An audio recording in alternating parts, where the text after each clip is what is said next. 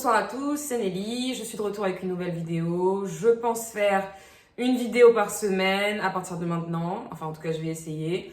Peut-être aussi reprendre quelques vidéos crochet entre temps parce que ça me manque un peu de faire des tutoriels. Donc du coup, faut s'attendre à me voir un peu plus sur cette chaîne. Voilà, j'espère que vous serez là, que vous me soutiendrez ou peu importe, que vous regarderez mes vidéos ou pas. Bref.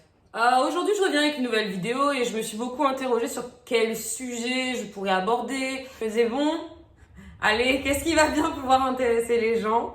Donc, j'ai décidé de parler de Tinder en Corée. J'espère que ça va, je pense que ça va vous intéresser. On va voir, hein. En général, les gens, ils sont assez curieux de la vie des autres. Et surtout quand c'est la vie amoureuse ou la vie SEXUE2LE des autres. Hein, voilà. Ça intéresse pas mal les gens de manière générale. Donc du coup, je vais vous parler de Tinder aujourd'hui. Non mais vraiment, en vrai, j'étais convaincue que je serais capable de parler de ce genre de sujet parce que moi je suis un livre ouvert. En vrai, si vous me connaissez, si vous êtes mes amis ou voilà, ou peu importe, vous avez même pas besoin d'être mes amis en général. Moi je suis pas quelqu'un qui ment beaucoup et je suis pas quelqu'un qui cache beaucoup de choses. Très peu de secrets, voilà, moi franchement je m'en fous. Enfin je m'en fous, non je m'en fous pas. Après voilà, des fois je regrette de dire les choses à certaines personnes. Mais en vrai, j'aime pas tous ces filtres-là qu'on se met à pas parler de ci, à pas parler de ça, etc. Moi, en vrai, dans un monde idéal, on pourrait tous parler de tout ce dont on a envie sans avoir honte, sans avoir peur, sans avoir peur du regard des gens ou d'être jugé, etc. Et franchement, enfin voilà quoi. Moi, j'essaie de moins en moins d'avoir honte. Dans tous les aspects de ma vie, vous voyez, je mets même pas de maquillage. Au début, quand la première vidéo que j'ai fait face cam, j'avais mis du maquillage, etc. parce que je voulais absolument paraître bien à la caméra. Là, maintenant, je me suis dit, franchement, même s'il faut filmer en pyjama, autant filmer en pyjama. Enfin, ce qu'il y a de plus intéressant, c'est ce que je dis, pas comment je suis habillée ou pas à quoi je ressemble. Donc, enfin bref. Petite parenthèse à part. On va rentrer dans le vif du sujet. On va voir si j'arrive à le faire. Tinder en Corée. Donc Tinder en Corée, moi clairement je peux vous en parler en long, en large, en travers parce que j'ai utilisé Tinder, j'ai même envie de dire j'ai saigné Tinder sur plusieurs années, en Corée seulement, je l'avais jamais utilisé en France. J'ai utilisé en France quand je suis revenue par la suite de mon voyage en Corée. Mais voilà, la première fois que j'avais utilisé Tinder, c'était en Corée et naïve que j'étais, j'ai pensé que je pourrais trouver le grand amour. J'étais pas à la recherche de mon Korean oppa ou quoi que ce soit puisque j'étais pas forcément bercée par tout ce qui était culture coréenne pendant très longtemps, donc je savais même pas tous ces clichés du Korean oppa qui est parfait, etc. Je ne connaissais absolument pas tout ça, donc j'ai juste utilisé Tinder parce que je me suis dit les Coréens sont mignons, pourquoi pas essayer de trouver quelqu'un que je pourrais date. Donc voilà quoi, c'était ma première utilisation. Ensuite j'ai décidé d'utiliser Tinder aussi pour me faire des amis. Et d'ailleurs, ça, c'était un succès, je vais pas mentir. Des amis coréens, non. Des amis coréennes, non. Ça, je pourrais clairement revenir là-dessus dans une prochaine vidéo et je vais le faire, ça, c'est sûr. Trouver des amis en Corée, c'est hyper difficile, c'est hyper compliqué. Mais par contre, j'ai trouvé beaucoup d'amis étrangères et amies féminines, voilà, amies IES. J'en ai trouvé beaucoup et quand je dis amis, c'est vraiment des gens sur qui je peux compter. Je pensais pas trouver sur Tinder, mais j'ai trouvé. J'ai aussi trouvé des copines avec qui je peux gaulerie, avec qui je peux sortir, etc. Mais j'ai aussi trouvé pas mal de personnes voilà, qui sont devenues importantes pour moi. Donc si vous êtes en Corée et que vous voulez vous faire des amis, n'hésitez pas à utiliser Tinder pour vous faire des amis. Ça peut marcher pour les mecs, je pense pas trop. Parce que en général, quand je parle avec les mecs, enfin quand je parlais avec les mecs avec qui, voilà, les mecs que je rencontrais sur Tinder, clairement, ils avaient tous peur de tomber sur un mec qui allait être gay et qui allait vouloir sortir avec eux, etc. Enfin bref, on va passer là-dessus parce que clairement, c'est des choses qui m'énervent et j'ai pas forcément envie de parler de ça là maintenant. Mais si vous êtes des meufs, n'hésitez pas à utiliser Tinder pour vous faire des amis. Et ensuite, bien évidemment, je vais pas mentir, je me suis adaptée aussi à la situation. Tout comme j'aurais pu ne pas m'adapter, c'est chacun ses décisions, chacun ses choix. Mais moi, je me suis adaptée à la situation et vu que je trouvais pas forcément l'amour, j'ai essayé de trouver des friends plus quoi. Donc j'en ai trouvé et ça s'est bien passé comme ça s'est mal passé aussi. Mais d'abord, je vais aussi vous parler des Coréens, qu'est-ce qu'ils cherchent en général sur Tinder. Donc je vous ai parlé de ce que moi j'avais cherché et je pense ce que la plupart des étrangères cherchent. quand elles sont sur Tinder. Je pense que la plupart d'entre nous cherchent des amis et l'amour de notre vie. On cherche pas forcément des relations plus pour la plupart, bien évidemment. Mais les Coréens, en tout cas, je peux vous dire, après, on va pouvoir dire que peut-être que ma vision est biaisée puisque de toute façon, je choisis les personnes que je veux rencontrer, bien évidemment. Donc peut-être que j'ai choisi que les bad boys, je sais pas. Mais clairement, je suis tombée quasi 90%, si je peux pas dire 95%, si je peux pas dire 98% de personnes que j'ai rencontrées sur Tinder, ou même que j'ai pas rencontrées, mais juste avec qui j'ai matché sur Tinder, étaient là pour le sexe. Ils sont là, ils veulent des friends with benefits, ils veulent ce qu'ils appellent des partners, c'est-à-dire des partenaires, des sex partners. Donc, ils sont persuadés que Tinder, ça va être là juste pour trouver de la viande fraîche. Donc, le type de personne avec lequel vous allez matcher, en premier lieu, parce que vous êtes étrangère, je sais pas si vous êtes typée asiatique, moi je suis pas typée asiatique, donc j'ai pas ce type d'expérience-là, mais clairement, vous allez tomber, et ça c'est de manière générale, même, j'ai envie de dire, c'est pas que sur Tinder, même dans la vraie vie, etc., pour vous faire des amis et tout, vous allez tomber sur ce type de Coréens et de Coréennes qui veulent absolument se faire amis avec des étrangers et des étrangères. Pourquoi? Peut-être c'est des personnes qui ont vécu à l'étranger, peut-être des personnes qui ont vécu en France ou qui ont vécu dans d'autres pays, des pays anglophones, etc., ce sont des personnes aussi qui parlent très bien en général une autre langue, donc l'anglais ou le français ou l'espagnol ou je ne sais quelle langue. Mais ce sont surtout des personnes en fait qui, je vais dire les choses comme elles sont, ne se sentent pas vraiment coréens, ne se sentent pas vraiment coréennes. Des gens qui rejettent un peu cette culture, rejettent un peu leur pays. Ils veulent clairement se mélanger avec les étrangers et les étrangères. Parfois aussi, c'est pour se donner un genre, pour dire à leurs amis, regardez, moi, je sors avec des amis étrangers, je sors avec des amis étrangères, etc. Donc, ça, c'est le premier type de personne que vous allez rencontrer. Et clairement, si vous parlez pas coréen, malheureusement, vous allez très souvent tomber sur ce type de personnes qui sont intéressées par vous parce que ils veulent échanger avec des personnes qui ne sont pas coréennes. Un deuxième type qui rejoint un peu le premier type dont j'ai parlé, ça va être des personnes qui veulent date, ça peut arriver, hein, sur Tinder, ça peut arriver, qui veulent date des étrangers, des étrangères parce qu'ils ne veulent pas date des coréennes qui sont très souvent prises pour des casse-pieds, clairement, quand elles sont en relation.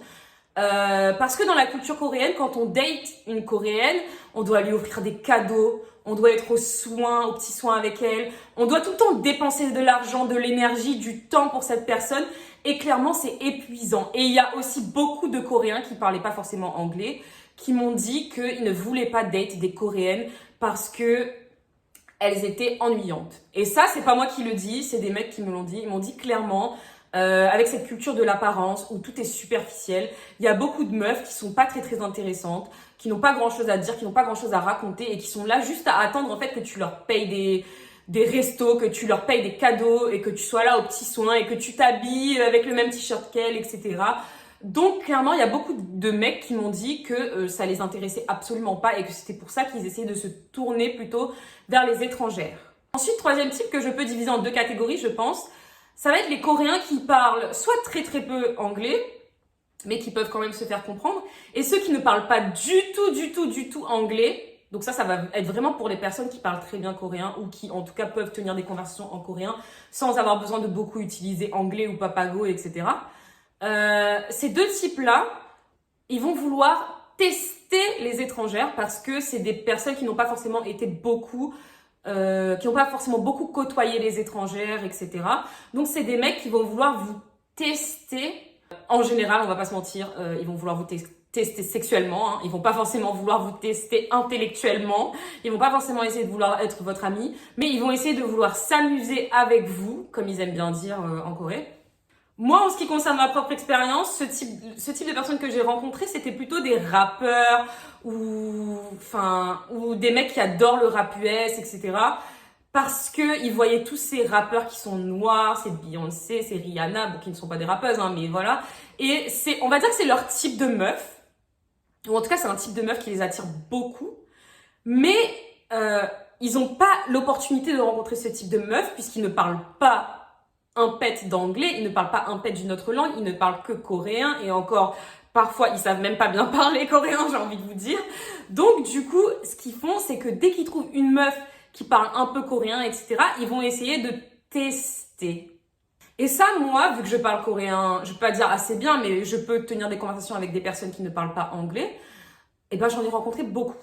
J'ai rencontré beaucoup de mecs comme ça qui étaient intéressés juste parce que j'étais noire, enfin en tout cas métisse, et que mais ça se voit tout de suite. On s'en rend compte absolument tout de suite quand on leur pose des questions, hein, par exemple, ah t'aimes quoi comme musique, etc. et qu'ils te répondent ah moi j'aime A$AP Rocky, j'aime Travis Scott, j'aime Rihanna, j'aime Beyoncé et tout. Ou quand tu leur demandes ah c'est quoi ton type de meuf et tout et qu'ils te répondent que c'est Beyoncé, Rihanna. Là je peux vous dire il y a un petit rire gênant qui en général s'échappe de vous. Voilà, où t'es là, t'es gêné et tu te dis ah ok, ok. Donc voilà, moi ce type de mec j'en ai rencontré pas mal. Et je pense qu'il y en a pas mal aussi, voilà, qui se baladent sur Tinder par-ci par-là. Pour les meufs blanches, je sais pas trop. Après il y a beaucoup de Coréens. Ça, j'en parlerai dans une autre vidéo aussi probablement, qui pensent que je suis blanche. Voilà, clairement. Donc je sais pas trop pourquoi ils me choisissent ce type de Coréens-là, mais il y a des Coréens, je pense, qui choisissent. Enfin, moi, ça, c'est ma pensée, je sais pas si c'est la réalité, mais je pense qu'après, avec toute cette culture du white horse, et je pense que j'ai pas forcément besoin de revenir là-dessus, et si vous savez pas ce que c'est, ben, vous googlez, hein, white horse, cheval blanc, des Coréens qui, en fait, veulent juste tester les blanches, en fait. C'était un effet de mode, je pense que c'est toujours un effet de mode. Voilà, bienvenue dans la culture coréenne. Non, mais tout ça pour dire que, en tout cas, sur Tinder, la plupart des gars que vous allez rencontrer, ils sont pas là pour trouver l'amour. Ils sont là pour soit être en relation avec des étrangères parce qu'ils aiment l'étranger, ils aiment tout ce qui n'est pas coréen, ou soit pour vous tester. Après avoir quand même beaucoup utilisé Tinder, et dans mes débuts, j'étais très naïve, on va dire que j'ai rencontré beaucoup de mecs, qui étaient comme ça, et je savais pas forcément. Mais après, au bout d'un moment, bien évidemment, on apprend sa leçon, hein. Donc c'est pour ça, moi, que je vous donne la leçon, même avant que ça arrive, j'espère, pour vous. Ou alors pour certains, ça va leur rappeler des très bons ou très mauvais souvenirs. Mais clairement, après avoir utilisé Tinder pendant très longtemps en Corée, on s'en rend compte assez rapidement de ce type de mec. D'ailleurs, il y en a, ils se cachent même pas, hein. Les premiers messages qu'ils vont vous envoyer, ça va être voilà, moi, je cherche quelqu'un. Je cherche un partenaire, je cherche un FWB, je cherche ceci, etc. Il y en a qui vont pas se cacher, donc vous allez pouvoir faire l'élimination très rapidement si c'est pas ce que vous cherchez. Mais sinon, les autres, ouais, il faut vraiment être vigilant. Des choses aussi, des petites choses qui font qu'on va remarquer tout de suite si un mec veut du sexe ou pas. Ça va être, par exemple, si dans les premiers moments de la conversation, mais vraiment au tout début, il va vous demander où est-ce que vous habitez. Si vous habitez seul, ouais. Où est-ce que vous habitez et si vous habitez seul? Ça, c'est deux questions qui reviennent très très très rapidement et dès le départ de la conversation. Parce qu'en fait, ce qu'il faut que vous sachiez, c'est que vu que beaucoup de Coréens vivent chez leurs parents, ils n'ont pas l'occasion de pouvoir ramener des personnes chez eux comme bon l'entende. Ils vont pas aller au motel tous les 4 matins. Donc du coup, ce qu'ils vont faire, vu que vous êtes dans un pays où vous n'avez pas de famille et où vous connaissez personne, ils vont s'attendre à ce que vous viviez tout seul et que vous puissiez les ramener chez vous. Hein? Donc du coup, les premières questions qu'ils vont vous demander, c'est où est-ce que tu vis, pour savoir si c'est à proximité de chez moi ou il faut pas que je fasse 1 heure pour venir chez toi. Et est-ce que tu habites tout seul, pour savoir si je vais pouvoir venir voilà, chez toi. Donc, en général, franchement, bon après il y en a des fois ils vous posent la question, mais ça passe à la trappe, hein, c'est pas forcément... ils vous demandent juste, hein, juste parce qu'ils sont curieux, mais ça c'est des très très très rares cas. Mais la plupart du temps, en général, si tu réponds, moi ce qui est mon cas vu que je vis en colocation, parfois je leur répondais, non je vis en colocation et je vis je ne sais où, mais ils te match direct, hein, ils sont pas là du tout pour perdre leur temps, hein. Si jamais t'es pas dans leurs critères, c'est-à-dire habiter près et vivre tout seul, ils te next. Après, franchement, il y en a, ils s'en foutent si vous avez des colocs, si vous vivez seul, si vous vivez loin, hein, ils viendront quand même, hein, mais j'ai envie de vous dire, voilà, ça c'est quelque chose qui revient assez souvent, donc si un mec vous demande ça dès les prémices de la conversation, et que c'est pas ce que vous cherchez, une fois de plus, parce que vous pouvez chercher ce que vous voulez, hein, moi je ne juge pas, c'est next, tout de suite. Maintenant, est-ce que je pense qu'on puisse trouver l'amour sur Tinder Corée? Franchement, non, je ne pense pas. Même s'il y a des très très rares exceptions, voilà, on va pas se cacher. Moi, j'ai date un mec sur Tinder. C'était pas une très très bonne expérience d'ailleurs, peut-être que je reviendrai dessus plus tard. Je connais des gens qui ont date sur Tinder, ils ont eu des bonnes, des mauvaises expériences, mais quand je dis date, c'est vraiment genre sortir avec la personne, c'est pas juste aller en date avec la personne. Donc, je ne pense pas qu'on puisse trouver l'amour sur Tinder, à part peut-être dans la première catégorie que je vous ai présentée, c'est-à-dire les personnes qui sont vraiment attirées par les étrangères. Parce que j'ai l'impression que ces personnes-là, elles sont un peu prêtes à tout en fait pour date des étrangères.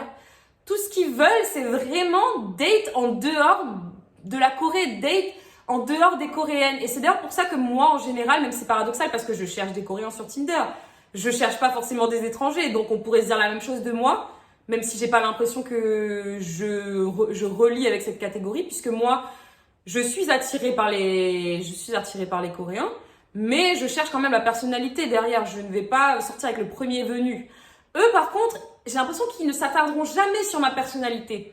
C'est pour ça qu'en général, je les fuis. J'ai l'impression que ils sont là que pour le fait que je sois étrangère. Donc, je préfère nexter ce type de personnes. Même si, bien évidemment, il y a toujours une possibilité que ça soit leur première raison, que leur première raison soit de rencontrer des étrangères, et que ensuite ça se transforme par la suite, et que ils apprennent à me connaître, qu'ils aiment ma personnalité, et qu'ils finissent par m'aimer. Mais franchement, moi, j'ai pas forcément envie d'attendre jusqu'à ce point-là. Donc, en général, je nexte ce type de personnes.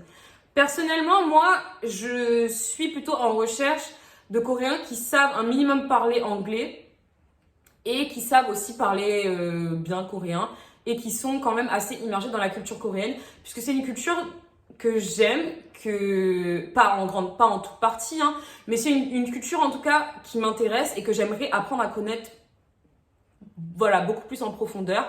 Voilà, et même au niveau du style en général, du style vestimentaire, etc., les mecs qui m'intéressent le plus, c'est vraiment, bizarrement, étrangement, c'est vraiment des Coréens qui parlent pas forcément anglais, qui parlent vraiment coréen. Bah oui, puisqu'ils sont coréens, bref, je raconte, je sais pas, mais bref. Donc, enfin bref, on va pas forcément s'étendre sur mon style de personne, peut-être que si ça vous intéresse, je vous en parlerai un autre jour. Mais voilà, je pense que le seul type de personne qu'on aurait potentiellement la chance de date en tant qu'étrangère et peut-être de marier même, ça va être ce type de Coréens qui sont qui ont déjà un attrait pour l'étranger. Bon voilà, donc je pense que je vais m'arrêter là pour aujourd'hui. Il y a des milliards de choses que je peux dire sur Tinder puisque j'ai eu pas mal d'expérience, comme je vous l'ai dit, sur ce sujet. Juste, je pense que je vais commencer à faire des vidéos un peu plus courtes parce que j'ai tendance à m'éparpiller un peu partout, à faire des parenthèses dans les parenthèses, etc. Et si vous voulez m'aider un petit peu, vous pouvez me poser des petites questions en commentaire. Comme ça, je vais pouvoir développer des fils conducteurs un peu plus facilement. Et si je réponds à vos questions aussi, ça sera un peu plus intéressant pour vous parce que je suis pas forcément la personne qui est le plus représentée aussi, il me semble, sur YouTube, vu que, comme je vous ai dit, je regarde pas forcément beaucoup YouTube, mais en tout cas, dans les personnes qui ont l'air d'avoir beaucoup de followers et qui parlent beaucoup de la Corée, il y a très peu de personnes qui sont femmes et métisses et qui ont vécu longtemps en Corée. Donc voilà, il y a peut-être des filles qui pourraient se sentir représentées par moi. Donc par exemple, sur cette vidéo, si vous avez des questions, je vais pouvoir développer un peu plus le sujet dans lequel je suis rentrée aujourd'hui. Ou sur d'autres choses. Par exemple, je sais que sur ma première vidéo, il y a beaucoup de gens qui voulaient que je parle du racisme, il me semble. Donc voilà, n'hésitez pas, franchement, moi je pense que c'est un échange qu'on doit avoir. Donc si vous me mettez des questions, j'y répondrai. Et c'est tout. Voilà. En tout cas, comme d'habitude, protégez-vous bien. C'est pas un mauvais jeu de mots, mais protégez-vous bien, soyez heureux et voilà, à la prochaine.